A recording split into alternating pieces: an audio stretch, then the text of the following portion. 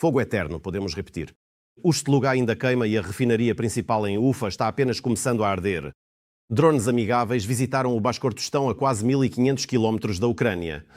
Os pássaros de Madiar também não dormem, trabalharam duro na Crimeia ocupada e colheram troféus valiosos do inimigo. Até onde Trump levará suas piadas? Desta vez, o presidente da França foi alvo de suas escapadas depreciativas. Bem, quando algo sai do plano, lembre-se de Biden e da Ucrânia. O presidente dos Estados Unidos disse de novo que seu país não devia ter entrado na guerra contra Putin. Pois é, o Irã é outra história.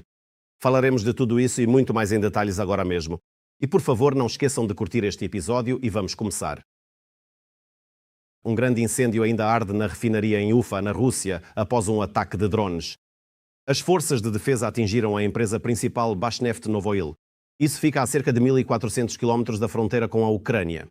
A empresa faz parte de um dos maiores centros de refino da Rússia e processa petróleo da Sibéria Ocidental, do Bascortostão e condensado de gás. Não é a primeira vez que a refinaria no Bascortostão é alvo de ataques. Especificamente, o último ataque foi registrado em 23 de março. A Europa pode enviar tropas para a Ucrânia para evitar um ataque da Rússia ao seu próprio território. Mas será que os líderes europeus terão coragem de enfrentar Putin na guerra que ele começou? Vejamos a seguir na reportagem. Contingente estrangeiro na Ucrânia. Será que os países da União Europeia ousarão ir contra a vontade de Putin? A presença de tropas estrangeiras perto da Rússia já é uma derrota para Putin, principalmente internamente, pois a chamada Operação Militar Especial, com suas milhões de perdas, foi iniciada pelo Kremlin supostamente para se proteger da OTAN. E agora essa OTAN pode acabar bem na fronteira com a Rússia. Primeiro, preciso entender que tudo vai depender dos riscos que surgirem. E claro, a Europa, ora quer enviar tropas para a Ucrânia, e Emmanuel Macron, presidente da França, já disse isso várias vezes, ora essa ideia some. A ideia de envolver tropas estrangeiras na guerra surgiu depois que a Rússia levou para o fronte cerca de 10.000 soldados da Coreia do Norte. Não será na linha de frente? Não espero que fiquem na linha de frente. Ao mesmo tempo, por que esse cenário também interessa à Ucrânia? Porque permite liberar certos recursos para realizar operações. Afinal, todos lembramos da operação em Kursk. E o que foi fundamental, o presidente da Bielorrússia, Lukashenko, disse: "Eu garanto que a Bielorrússia não atacará a Ucrânia, pois calculamos as consequências."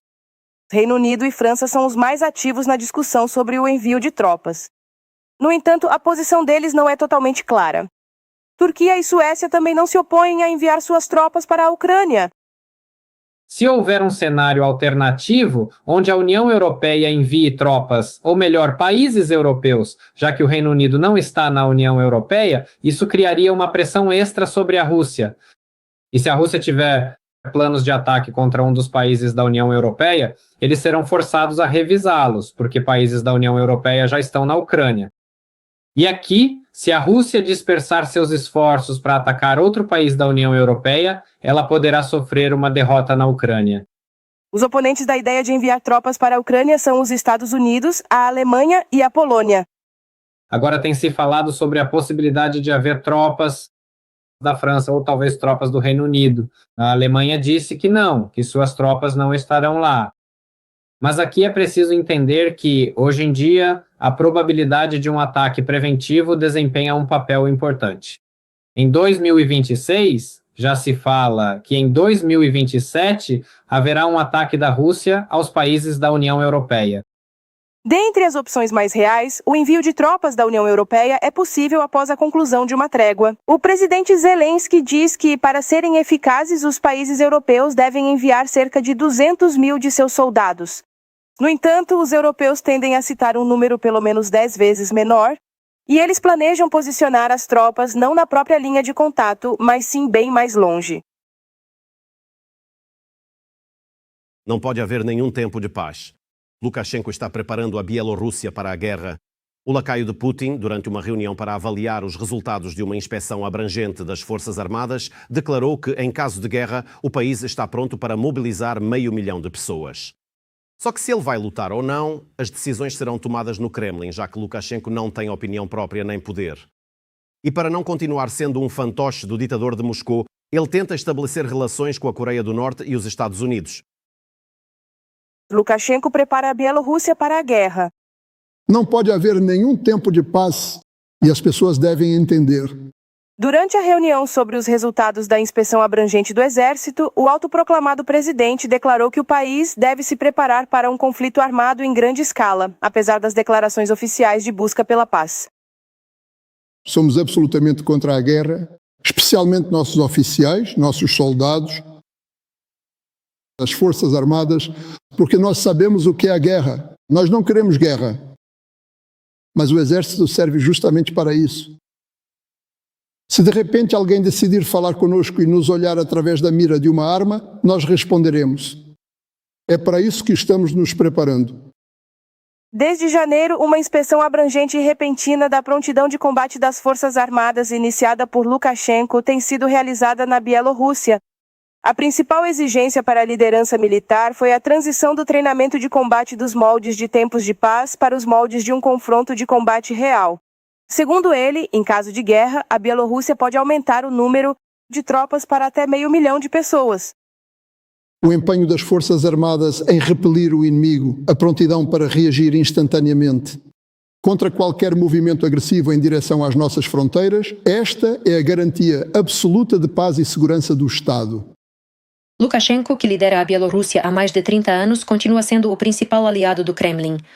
Ele tenta demonstrar força e, ao mesmo tempo, agradar a Putin de modo que nada ameaça o seu poder. Ele não tem interesse em envolver diretamente a Bielorrússia na guerra entre Rússia e Ucrânia, pois isso poderia levar a consequências estratégicas graves para ele, inclusive a sua destituição. A nossa ideia é absolutamente a mesma. Vocês conhecem as nossas ideias, nós conhecemos as ideias russas. Esta é uma só pátria, de Brest a Vladivostok. Nós temos uma só pátria. Bem, aconteceu, não por nossa vontade, que 2 Estados se formaram aqui. E devemos fazer tudo para que as nossas relações nesta pátria sejam ainda mais próximas do que em um Estado unitário.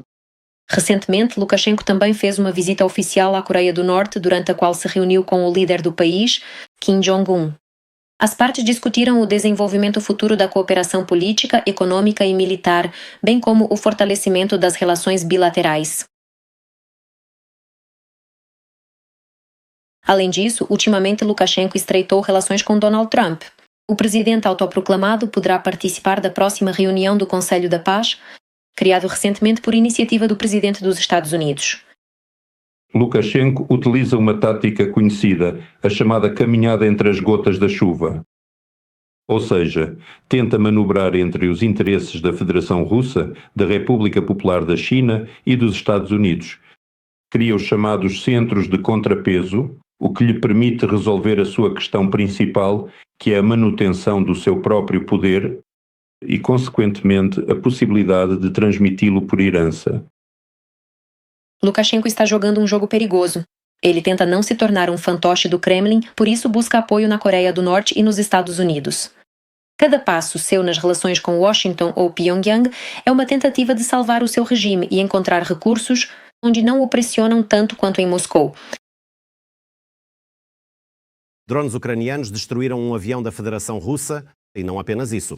Foram reveladas as consequências do ataque ao aeródromo na Crimeia.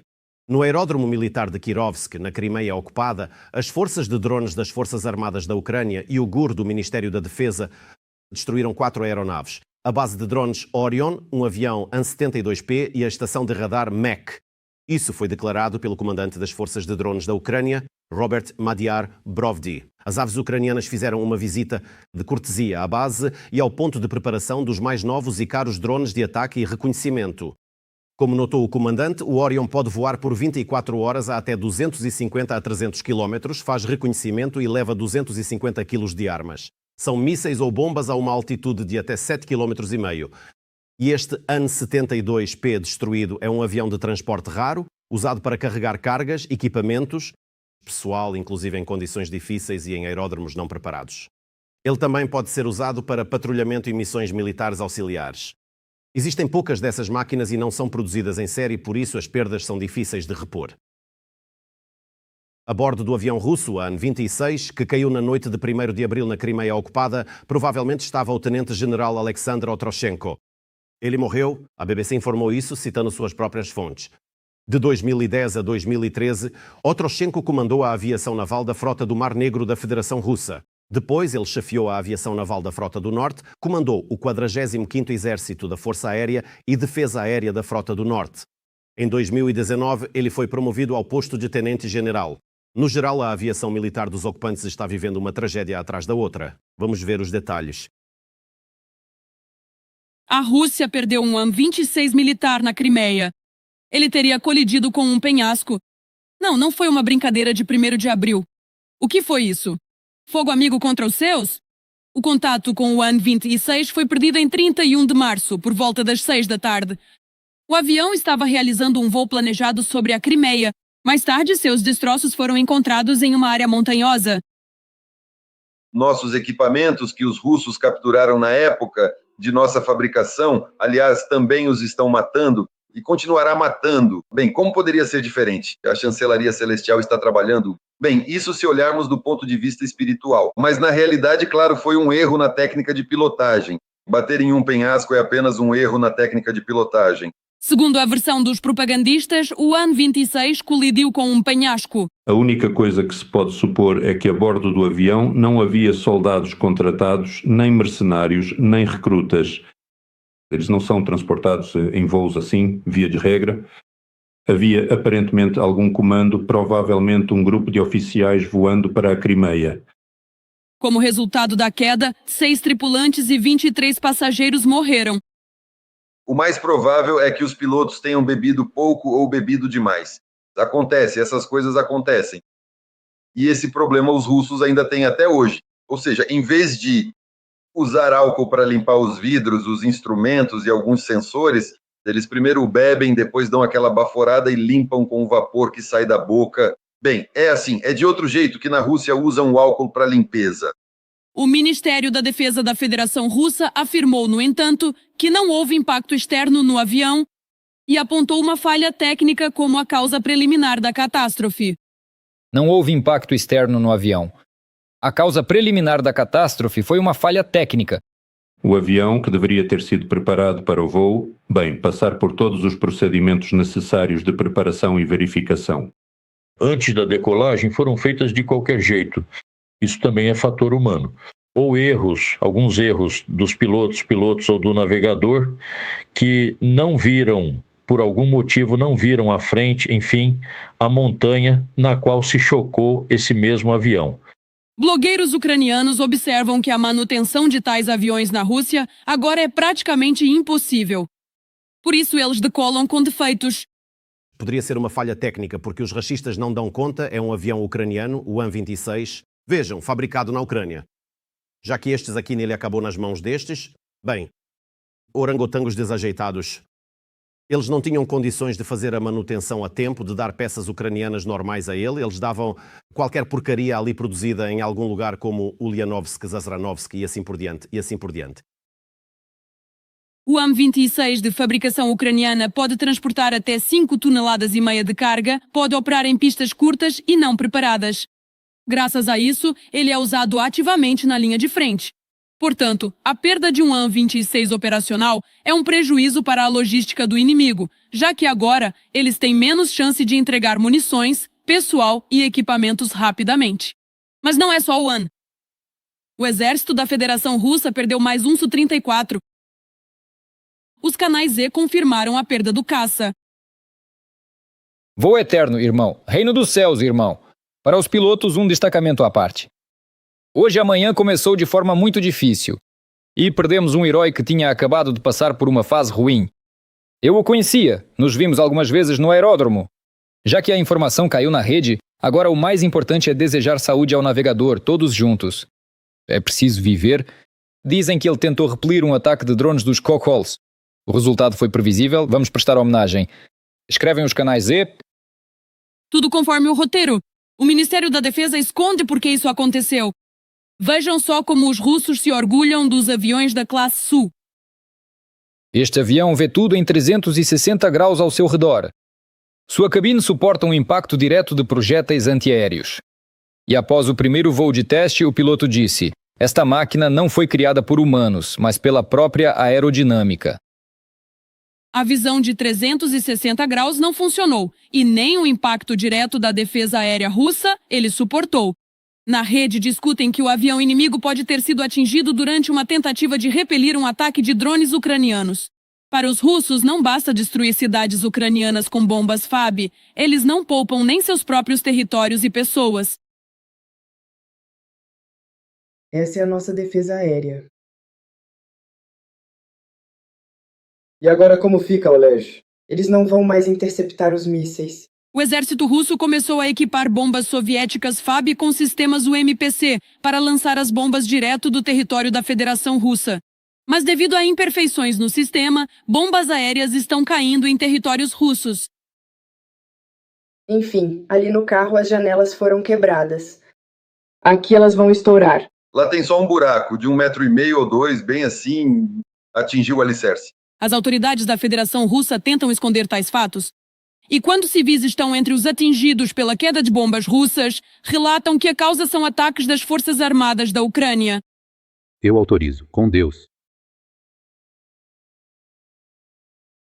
No ano de 2026, pelo menos 15 FABs russas já caíram na Federação Russa e em regiões ucranianas ocupadas. E no ano de 2025, pelo menos, 143 bombas aéreas foram derrubadas pela Rússia. No ano de 2024, caíram pelo menos 165 bombas aéreas russas FAB. Quando isso vai parar? Quando a linha de frente se afastar de Belgorod por mais de 200 quilómetros? Ou quando a tua operação militar especial terminar? Pois tanto o UMPK quanto o UPAB, como qualquer mecanismo, tendem a quebrar periodicamente. Não sei dizer porque bombas isoladas caem dentro dos limites da cidade. Talvez se deva ao fato de que o alvo que esta FAB deve bombardear só possa ser acessado com tal curso de combate. Um cenário paradoxal. Aviões são abatidos pelos seus próprios. Mísseis caem em suas próprias cidades. Erros e caos agem contra aqueles que desencadearam a guerra. Como resultado, o fronte enfraquece não apenas por fora, mas também por dentro. E isso é talvez o mais revelador quando o sistema começa a se autodestruir. Aqui, nenhum inimigo externo é mais necessário. Ele dá conta sozinho. O Estreito de Hormuz não será aberto aos inimigos do Irã. Isso foi declarado oficialmente pelo Corpo de Guardiões da Revolução Islâmica. A declaração diz que isso não ocorrerá devido às encenações teatrais sem sentido do presidente americano. Além disso, o ministro das Relações Exteriores do Irã, Abbas Araghchi, afirmou que no momento não há base para negociações. A confiança entre o Irã e os Estados Unidos é igual a zero. Não aceitamos um cessar-fogo, buscamos acabar com a guerra, exigimos o pagamento de indenização pelos danos causados a nós e ao povo do Irã. O Irã também apresentou novas condições para o fim da guerra. Agora, Teherã quer que sua soberania sobre o Estreito de Hormuz seja reconhecida internacionalmente. Lembro que antes disso, o presidente dos Estados Unidos, Donald Trump, fez um pronunciamento à nação. Ele afirmou que os Estados Unidos podem desferir um golpe poderoso contra o Irã nas próximas semanas. A operação está entrando em sua fase final. Assim, Trump prometeu encerrar rapidamente a guerra com o Irã, embora não tenha dado prazos exatos. E pelo Estreito de Hormuz, segundo ele, outros países devem ser responsáveis porque os Estados Unidos não precisam dele. E claro, não esqueceu de criticar o governo anterior pela alocação dos chamados 350 bilhões de dólares para a Ucrânia. Trump afirmou novamente que os Estados Unidos não deveriam ter-se metido na Ucrânia e que o Biden é apenas um idiota. Bem, claro, outra coisa é o Irã. Não faltou também mais um show de stand-up do Trump. E desta vez o alvo de sua palhaçada foi o presidente da França, Emmanuel Macron. Abre aspas, liguei para o Macron na França, cuja esposa o trata muito mal e ele ainda está se recuperando de um soco no queixo. Foi assim que Trump zombou e depois disso decidiu até encenar toda essa sua peripécia. As habilidades de atuação de Trump já foram devidamente apreciadas na França. Emmanuel Macron chamou tais declarações de inapropriadas e acrescentou que não pretende reagir a elas, pois tais ataques não merecem uma resposta. No geral, a atitude de Trump causou uma onda de indignação na França, onde suas palavras foram criticadas tanto por aliados quanto por oponentes políticos de Macron. Budapeste pode ter agido no interesse do Kremlin, tentando enfraquecer a pressão das sanções da União Europeia sobre a Rússia, afirmam os autores de uma investigação do projeto transfronteiriço independente V-Square. Segundo os jornalistas, o ministro das Relações Exteriores da Hungria, Péter Szijjártó, coordenou ações com o chefe do Itamaraty russo, Lavrov, e até passou informações secretas para Moscou. Mais detalhes sobre como a União Europeia reage ao perigo das ligações sistémicas da liderança húngara com o Kremlin serão apresentados pelos meus colegas. Um golpe no estômago de Viktor Orbán a 2 semanas das eleições parlamentares. Jornalistas investigativos publicaram uma interceptação telefônica de uma conversa entre 2 diplomatas, os ministros das Relações Exteriores da Hungria e da Rússia, que discutem como os políticos de Budapeste resolverão a questão da suspensão das sanções em Bruxelas. Talvez esta não seja a primeira conversa sobre o assunto. Sijarto se orienta muito rápido nos nomes dos parentes dos oligarcas russos.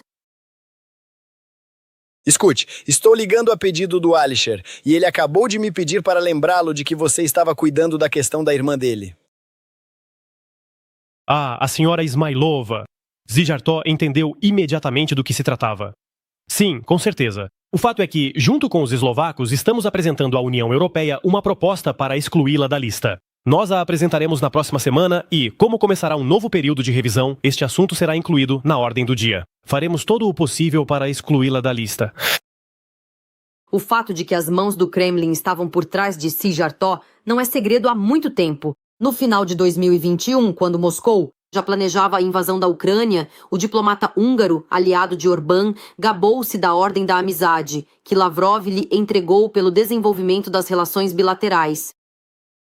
Em março deste ano, o jornal Washington Post, citando as palavras de um funcionário europeu, afirmou que o chefe do Itamaraty húngaro, sem hesitar, entra em contato com a Rússia nos intervalos entre as reuniões na UE. Zakharova acusou os inimigos da Hungria de terem uma imaginação fértil. Não deixou passar despercebida esta informação no ar também Viktor Orbán.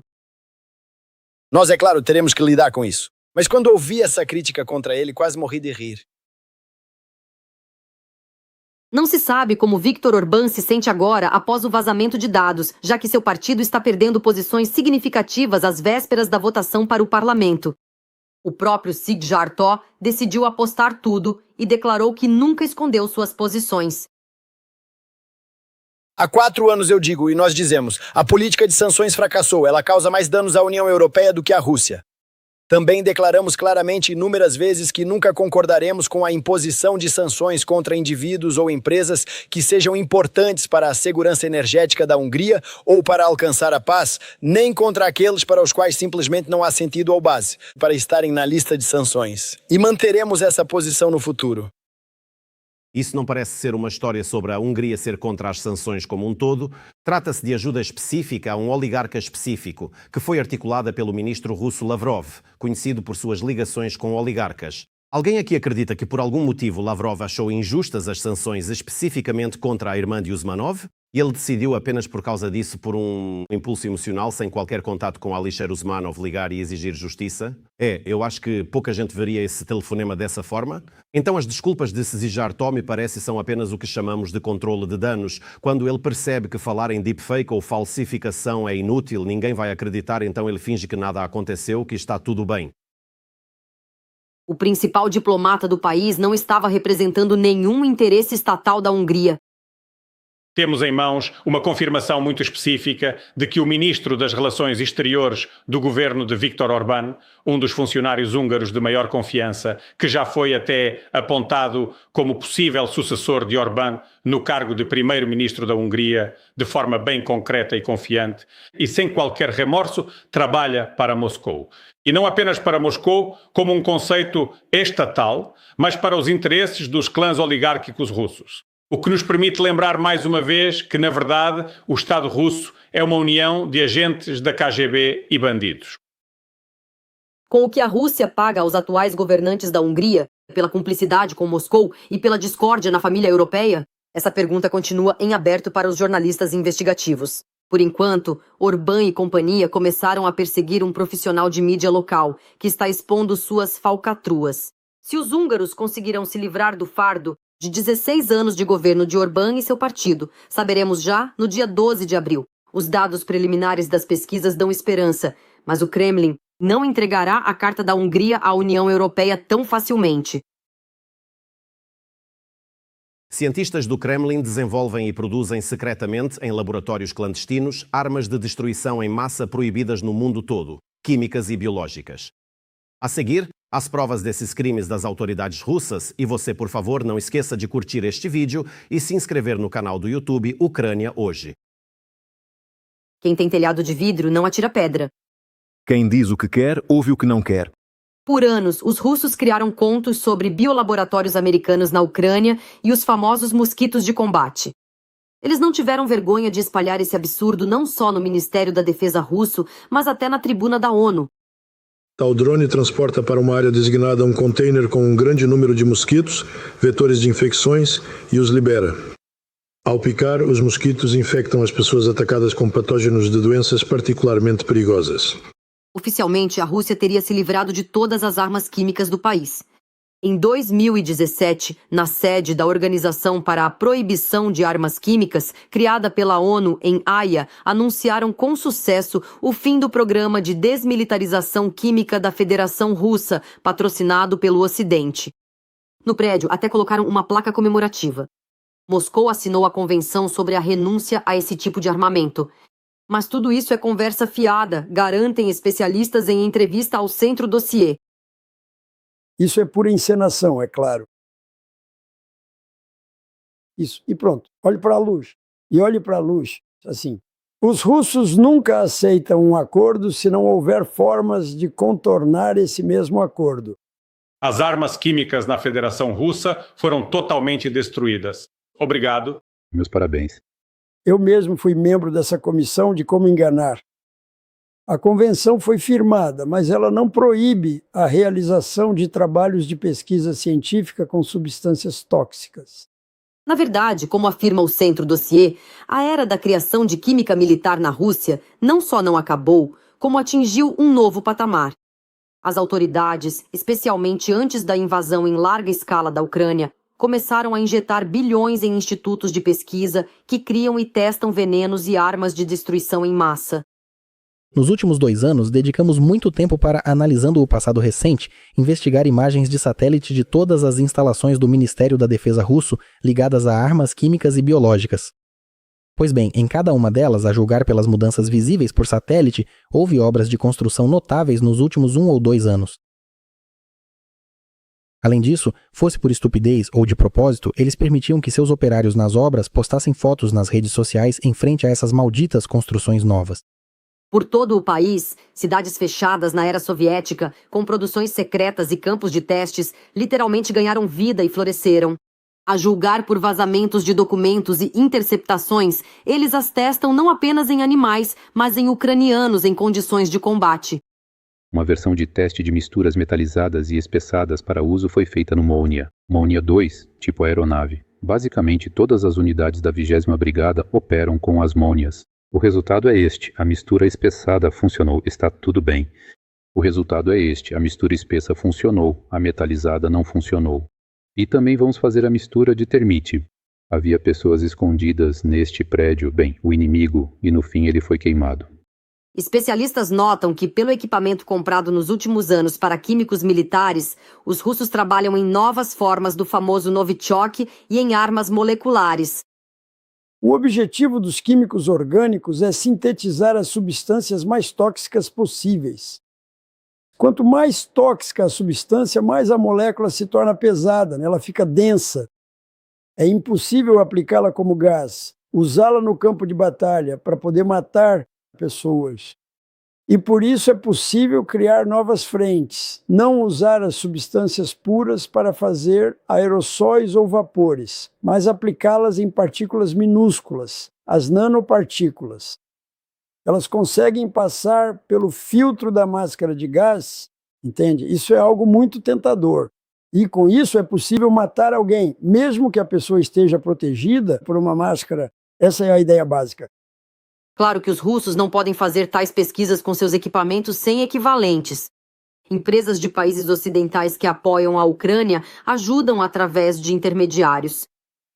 O mais curioso é que os americanos poderiam ter freado Moscou em 2013, após o fantoche Assad matar 1.500 pessoas com gás sarin. Pessoas. Todos esperávamos que, em resposta, os americanos dessem um golpe esmagador nos sírios. Mas eles não fizeram isso. Trouxemos muita experiência e mostramos do que somos capazes. E esse acabou sendo o momento decisivo para o Putin.